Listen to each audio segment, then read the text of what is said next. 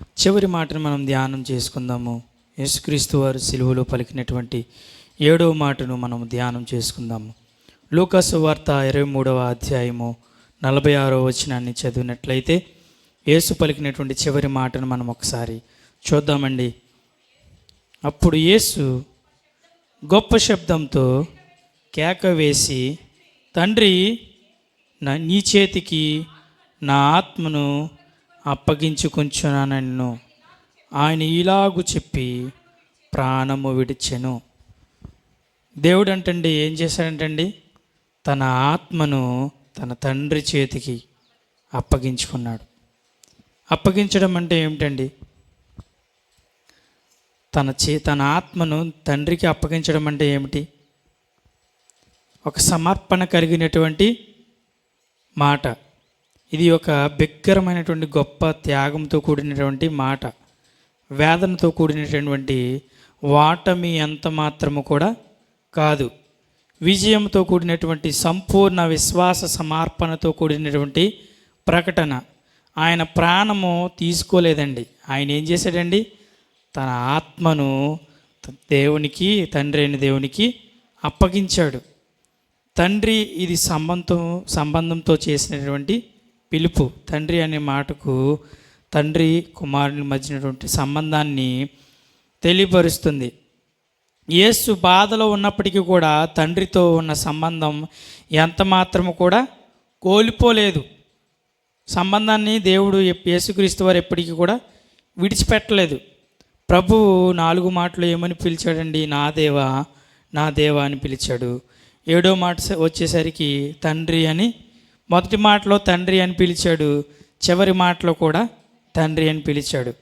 ఈ రెండింటి మధ్యలో జరిగినటువంటి తాత్పర్యం మన కొరకు ఆయన చేసినటువంటి బలియాగం, పాప విమోచనకై చేసినటువంటి అర్పణ. ఇంకా మనం ఆలోచిస్తే ఇక్కడ మనకు ఒక ప్రశ్న రావాలి. మొదటి మాటలోనేమో తండ్రి అని ప్రార్థన చేశాడు. రెండో మాటలోని, 3వ మాటలోని, 4వ మాటలో కూడా ప్రార్థించిన విధం వేరు. 4వ మాటలో నా దేవా, నా దేవా అని ప్రార్థన చేశాడు. 7వ మాట వచ్చేసరికి మరలా తండ్రి అని ప్రస్తావించాడు, ప్రార్థన చేశాడు. ఇది ఆత్మీయంగా ఆలోచిస్తే ఈ విషయాన్ని మనం తీసుకుంటే మనకు ఎలాంటి శత్రువులు, ఎలాంటి కీడు చేసినా వారిని మనము దయతో క్షమించాలి. పరలోక ప్రార్థనలో ఉన్నటువంటి విధం ఏమిటంటే, పరలోకమందున మా తండ్రి, నీ నామము పరిశుద్ధపరచబడును గాక, నీ రాజ్యం వచ్చును గాక. అదేవిధంగా ఏమని ఉంటుందంటే, నేను నా అపరాధములను, మా ఎదుటివారు చేసిన అపరాధములను నేను క్షమించి ఉన్న ప్రకారము నా అపరాధములను మీరును కూడా క్షమించండి. అటువంటి ప్రార్థనే దేవుడు యేసుక్రీస్తు వారి సిలువలో అది నెరవేర్చాడు. ఇదిగో నా పట్ల వీళ్ళు చేసిన ప్రతి తప్పుదమును దయతో నీవు క్షమించండి, వీరు ఏం చేస్తున్నారో వీరు తెలియదు కనుక వీరిని క్షమించండి. అటువంటి ప్రార్థన జీవితాన్ని మనం కూడా కలిగి ఉండాలి. దాన్ని మనం అవలంబించేవారిగా మనం ఉండాలి. అదేవిధంగా మనము చూసినట్లయితే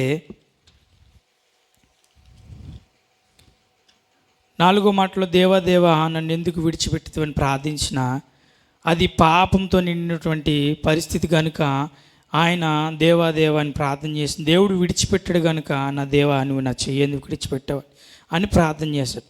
7వ మాటలో తండ్రి అని పిలవడానికి గల కారణం, ఆయన మరలా ఆయనతో సత్సంబంధాన్ని కలిగి ఉన్నాడు కనుక, సన్నిహిత సంబంధాన్ని కలిగి ఉన్నాడని మనము గమనించాలి. నా ఆత్మను నీ చేతికి అప్పగిస్తున్నాను. ఇక్కడ మనం చూస్తే యేసుక్రీస్తు వారి యొక్క ఆత్మను దేవుని చేతిలో పెట్టాడు. ఇది మనం చేయగలమండి. దేవా, నా ఆత్మను నీకు అప్పగించుచున్నాను అని ఎవరైనా మనం చెప్పగలమా? ఎవరైనా ధైర్యంగా చెప్పగలమా? కానీ దేవుడు చెప్పాడు. అంటే దానికి మనకు నేర్పించిన విషయం ఏంటంటే, మన ఆత్మ ఎలా ఎదగాలో, మన ఆత్మీయమైన జీవితంలో ఎలాగ నడిపించబడాలో దేవుని యొక్క అధికారానికి మనము అప్పగించాలి. సామెతల గ్రంథం 3వ అధ్యాయంలో ఉంటుంది, నా ప్రవర్తన అంతటినీ కూడా నీ అధికారానికి ఒప్పుకొనుము. దేవుని యొక్క అధికారానికి మన ప్రవర్తన ఒప్పుకోవాలంటండి. నా ప్రవర్తన అంతటికి కూడా నీ అధికారానికి నేను అప్పగించాలి అని మనం ఎప్పుడైతే ఒక సమర్పణ జీవితాన్ని కలిగి ఉంటామో అప్పుడు దేవుడు మనల్ని ఏ రీతిగా నడిపించాలో ఆ రీతిగా నడిపిస్తాడు. దేవుడు యేసుక్రీస్తు వారు చేయి పట్టుకున్నాడు కనుక యేసుక్రీస్తు వారు, తండ్రి నా ఆత్మను నీకు అప్పగిస్తున్నానని చివరి మాటను చెప్పి తన ప్రాణాన్ని విడిచిపెట్టాడంట. ఇదే మాటను బైబిల్ గ్రంథంలో మనం చూస్తే ఆయన ఎవరో చూద్దామండి. కీర్తనలు ఒక భక్తుడు రాశాడు. కీర్తనలు 31వ కీర్తన 5వ చరణంలో చూస్తే దావీదు గారు కూడా ఇదే మాటను అన్నాడు. కీర్తనలు, నా ఆత్మను నీ చేతికి అప్పగించుచున్నాను, యెహోవా దేవా సత్యదేవా నన్ను విమోచించువాడు నీవే. మనం ఇందాక 4వ మాటలో అదే దావీదు గారు ఏమని ప్రార్థించారండి? నా దేవా నా దేవా నన్ను ఎందుకు విడనాడితివి. అదే ప్రార్థనను యేసుక్రీస్తు వారు కూడా మాట్లాడారు. ఇక్కడ కూడా భక్తుడైన దావీదు గారు కీర్తనలో ఏమని అంటున్నారండి? నా ఆత్మను నీ చేతికి అప్పగించి. దావీదు గారు ఒక రాజు అయినప్పటికీ కూడా దేవుని తన ప్రవర్తన అంతటిని కూడా దేవునికి అప్పగించాడు. అటువంటి జీవితాన్ని కూడా మనం కలిగి ఉండాలని దేవుడు మనతో మాట్లాడుతూ ఉన్నాడు. యేసుక్రీస్తు వారు ఎలాగైతే తన ఆత్మను తండ్రికి అప్పగించారో మన జీవితంలో కూడా మనము కలిగినటువంటి శ్రమలైనను ఇబ్బందులైనను ఎటువంటి పరిస్థితి అయినా సరే మన సమస్తమైన పరిస్థితిని కూడా దేవుని చేతికి అప్పగించాలి. అప్పుడే మనము దేవుని యొక్క నడిపింపులో మనం నడవగలుగుతాం. నా ఆత్మను నీ చేతికి అప్పగించానంటే దావీదు దేవుని పట్ల ఎంత నమ్మకము ఎంత సమర్పణ కలిగి ఉంటే ఆ మాటను అంటాడండి దావీదు గారు. అటువంటి సమర్పణ కలిగినటువంటి వ్యక్తి కనుక దావీదు గారు దేవునికి తన ఆత్మను అప్పగించడానికి ఇష్టపడ్డాడు, ప్రార్థించాడు. అదే రీతిగా యేసుక్రీస్తు వారు కూడా తన ఆత్మను అప్పగించడానికి ఇష్టపడ్డాడు, ప్రార్థించాడు. అటువంటి జీవితాన్ని మనం కలిగి ఉన్నామా? ఒకసారి ఆలోచిద్దామా? అటువంటి జీవితాన్ని మనం కలిగి ఉన్నామా? మనం ఎవరి యొక్క చిత్తంలో ఉన్నాము? ఎవరి అప్పగింపులో ఉన్నాం? ఎవరి యొక్క చేతుల్లో ఉన్నామా? దేవుని చేతిలో ఉన్నామా? లేదా మనుషుల చేతిలో ఉన్నామా? అపవాది చేతిలో ఉన్నామా? లేదా మనకు కలిగినటువంటి మన శ్రమలని ఇబ్బందులని చేతుల్లో ఉన్నామా?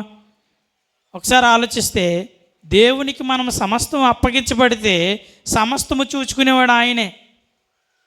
మరి ఆయన నేను నీకు తోడుగా ఉన్నాను, నువ్వు భయపడకని వాగ్దానం చేసిన దేవుణ్ణి మనం ఎందుకు మర్చిపోతున్నాము? ఆయనకి అప్పగించుకునేటువంటి వారిగా మనం ఉన్నామా? అప్పగించుకునే వారిగా మనం ఉంటే ఈ యొక్క పరిస్థితుల్లో ప్రతి పరిస్థితిలో కూడా దేవునికి మనం ప్రార్థించేవారిగా ఉంటాం. కానీ మనం దేవుని కంటే గొప్పగా ఏం చూస్తామంటే శ్రమనే చూస్తాం. మనకు కలిగినటువంటి ఆర్థిక ఇబ్బంది అయినా లేదంటే ఏదైనా అనారోగ్య పరిస్థితి అయినా దేవుని కంటే గొప్పగా అది మనకి కనబడుతుంది కనుకే మనం దేవునికి మనం అప్పగించుకోలేకపోతున్నాం. ఒక్కసారి అప్పగించుకుందామా? దేవా ఇదిగో నా ఆత్మ నీకు నేను అప్పగిస్తున్నాను, నా ప్రవర్తన అంతటిని నేను నీకు అప్పగిస్తున్నాను, నీవే నన్ను నడిపించు అని మనం ప్రార్థన చేస్తే దేవుడు ఖచ్చితంగా మన పట్ల ఒక ఉన్నతమైన కార్యాన్ని జరిగిస్తాడు. యేసుక్రీస్తు వారు తన ఆత్మను తండ్రికి అప్పగించుకున్నాడు కనుక మరణం మీద జయం పొందేటువంటి శక్తిని యేసుక్రీస్తు వారు పొందుకున్నారు. అవునంటారా కాదంటారా? అప్పగించుకున్నాడు కనుకే దేవుడు మరణం మీద విజయాన్ని పొందడానికి యేసుక్రీస్తు వారికి శక్తినిచ్చాడు. అంటే అటువంటి శక్తిని మనం పొందుకోవాలి. అప్పగించుచున్నాను, ఇది ఒక దృఢమైన నిర్ణయం అండి. యేసు ఒక దృఢమైన నిర్ణయం తీసుకున్నాడు. ఇదిగో నా యొక్క ఆత్మను, నా జీవితాన్ని నీకు అప్పగిస్తున్నాను అని ఒక దృఢమైనటువంటి నిర్ణయాన్ని తీసుకుని దేవునికి అప్పగించాడు కనుక తన మీద ఏలుబడి చేసిన మరణానికి, ఆ మరణపు ముళ్ళుని విరగొట్టడానికి దేవుడు యేసుక్రీస్తు వారికి అధికారం ఇచ్చాడు. ఎలా అంటే చూడండి, యోహాను సువార్త 10వ అధ్యాయం 18వ వచనం ఒకసారి చూస్తే చివరిసారిగా మనం ఈ మాటను ఒకసారి మనం జ్ఞానం చేసుకుందాం. యోహాను సువార్త 10వ అధ్యాయము 18వ వచనము. ఎవడును నా ప్రాణమును తీసుకొనడు, నా అంతట నేనే దాన్ని పెట్టుచున్నాను, దాని పెట్టుటకు నాకు అధికారము కలదు, దాన్ని తిరిగి తీసుకొనుటకు నాకు అధికారము కలదు, నా తండ్రి వలన ఈ ఆజ్ఞ పొంది తిని. ఎవరి వలన ఆజ్ఞ పొందాడంటే అండి యేసుక్రీస్తు వారు తండ్రి వలన ఆజ్ఞ పొందాడు. ఎలాగా ఆజ్ఞను ఎలా పొందాడు ఆలోచిస్తే, తన తన యొక్క ప్రవర్తన, తన యొక్క జీవితము, తన యొక్క ఆత్మను దేవునికి అప్పగించాడు కనుక ఆ యొక్క ఆజ్ఞను పొందుకున్నాడు. ఎలా అంట, తనంతట తాను ఎవరు కూడా తన ప్రాణాన్ని తీసేవారుగా లేరు. అన్ని దెబ్బలు కొట్టారు, అన్ని చేశారు. ప్రాణం ఎవరు తీశారండి? ఎవరు తీయలే. అంటే ఆయన పొందినటువంటి దెబ్బలు 39 దెబ్బలు, ఒకటి తక్కువ 40 దెబ్బలు. ఒక దెబ్బకే మనుషుడు చచ్చిపోతాడు. ఒక దెబ్బకే మనుషుడు చచ్చిపోతాడు. ఎందుకంటే ఆయన పొందినటువంటి దెబ్బలు మామూలు దెబ్బలు కాదు. కొరడా కొట్టడం అంటే కొరడాలతో ఎవరు కొడతారండి? మనం చూస్తే మనం చిన్నతనంలో ఎద్దుల్ని తోలేటి వారు ఒక కొరటాను తీసి దాన్ని తోలడానికి కొట్టేవారు. కానీ యేసుక్రీస్తు వారిని ఎలా కొట్టారంటండి? కొరడాలు. మళ్ళీ కొరడాలు మామూలు ఏమైనా మామూలు కొరడాలా? తన శరీరాన్ని పెకలించేటువంటి కొరడాలు. ఆ ఒక్క కొరడా కొట్టేసరికి తన యొక్క మాంసపు ముద్ద కొరడతో పాటు వచ్చేసేదంట.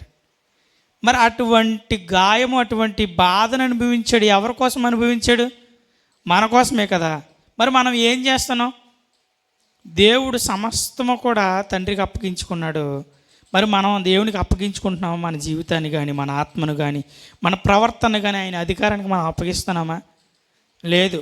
మన శరీరం మన మాట వినదో, మన ఆత్మ కూడా మనం మాట వినకుండా చేసుకుంటున్నాం. కారణం, వాక్యాన్ని అనుసరించకుండా, ప్రార్థన చేయకుండా, దేవునికి మన జీవితాన్ని అప్పగించకుండా ఉంటున్నాం. కనుకే మన శరీర సంబంధమైన క్రియలు, కార్యాలు మన పని ఏలుబడి చేస్తాయి. అందుకే మనం ఇలాగున్నాం. కానీ యేసుక్రీస్తు వారు తన జీవితాన్ని, తన ఆత్మను తండ్రికి అప్పగించుకున్నాడు. కనుకే మరణాన్ని జయించగలిగినటువంటి ఆజ్ఞను పొందుకోగలిగాడు. తండ్రి వలన ఈ ఆజ్ఞ లేదా అధికారం పొందాడండి. అటువంటి ఆజ్ఞల్ని మనం కలిగి జీవిస్తున్నామంటారా? ఈ లోకంలో మానవుల హక్కు అంటాం కదా, అటువంటి హక్కు ఆత్మ విషయంలో లేదా మన జీవితానికి? ఆ హక్కు మనకు లేదంటారా? నేను అంటాను, ఖచ్చితంగా ఉంది. మనము దాన్ని ఒప్పుకోము, కానీ మనం ఒప్పుకోవాలి. దేవా, నా యొక్క ప్రవర్తన నీ చేతిలో పెడుతున్నాను, నా యొక్క ఆత్మ నీ చేతికే అప్పగిస్తున్నాను కనుక నీవు నన్ను నడిపించు, నా చేయి పట్టి నడిపించు. నేను ఎంత మాత్రమో కూడా తొట్టిల్లిపోకుండా నీవు నాకు రక్షణ కవచముగా ఉండుమని ప్రార్థన చేయాలి. అప్పుడు మనం ఆ యొక్క ఆనంద క్షేత్రంలోని కనుక పరలోకాన్ని పొందుకోవడానికి అర్హులమవుతామండి. ఎప్పుడైతే దేవునికి మన ఆత్మను అప్పగించుకుంటామో, దేవుడు ఎలాగైతే 3వ దినమున లేచి తన తండ్రి యొద్దకు వెళ్ళడానికి సిద్ధపడ్డాడో అటువంటి సిద్ధ మనసును మనం కలిగి జీవిస్తాం. ఎప్పుడు అంటే మన ఆత్మను దేవునికి అప్పగించినప్పుడు, మన జీవితాన్ని, మన యొక్క ప్రవర్తనను, మన సమస్తము కూడా ఆయన అధికారానికి అప్పగించినప్పుడు ఖచ్చితంగా కూడా ఆ యొక్క ఆనంద క్షేత్రంలో మనం పరలోకంలో అర్హులుగా ఉండడానికి మంచి సమర్పణ జీవితాన్ని కలిగి జీవించేవారిగా ఉందాం. బలవంతంగా తీసుకునేది కాదండి ఈ నిర్ణయము, మనంతటా మనము తీసుకోవాలి.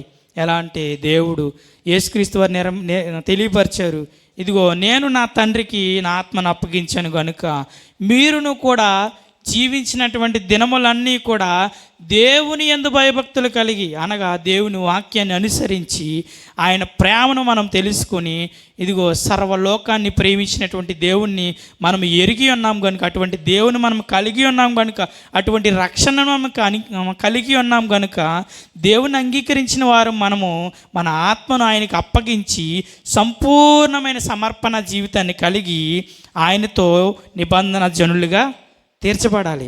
అటువంటి కృప దేవుడు మనకు దయచేయను గాక. యేసు జీవితం అంతా కూడా సమర్పణ. నిజమే, ఆయన పుట్టినది మొదలుకొని సిలువ వేయబడి చనిపోయినదంత వరకు కూడా సంపూర్ణమైనటువంటి సమర్పణ కలిగి జీవించాడు కనుకే ఆయన మరణాన్ని జయించాడు, గొప్ప విజయాన్ని, మరణపు ముళ్ళును విరిచాడు. అటువంటి కృప మనము కూడా పొందుకుని జీవింతుముగాక. దేవుడు ఈ వాక్యమును దీవించునుగాక. చిన్న ప్రార్థన చేసుకుందాం. ప్రేమ కలిగిన పరిశుద్ధుడా, నీకు వందనాలు. నిజమేనాయన, ఇదిగో నీవు పుట్టినది మొదలుకొని ఇదిగో సిలువ మరణం